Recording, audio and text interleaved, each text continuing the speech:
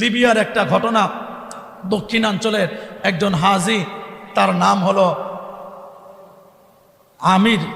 হলো আমির আহমদ। সে হজ করতে যাবে, তার মুখে কিন্তু দাড়ি নাই। সকলে হয়তো বা খেয়াল করছেন, অনলাইনের মধ্যে এটা ভাইরাল হয়ে গেছে। তার মুখে দাড়ি নাই, মাথার মধ্যে চুল নাই। সে হজ করতে যাবে, ইমিগ্রেশন পর্যন্ত চলে গেছে। ইমিগ্রেশনে যাওয়ার পর তার পাসপোর্টজনিত সমস্যা, নিরাপত্তাজনিত সমস্যার কারণ তাকে পুলিশ আটকায় দিছে।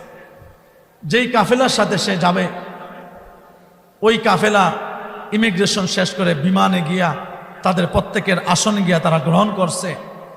নির্দিষ্ট টাইম হয়ে গেছে বিমান ছাড়ার, বিমানে দরজাও লাগাই দিছে।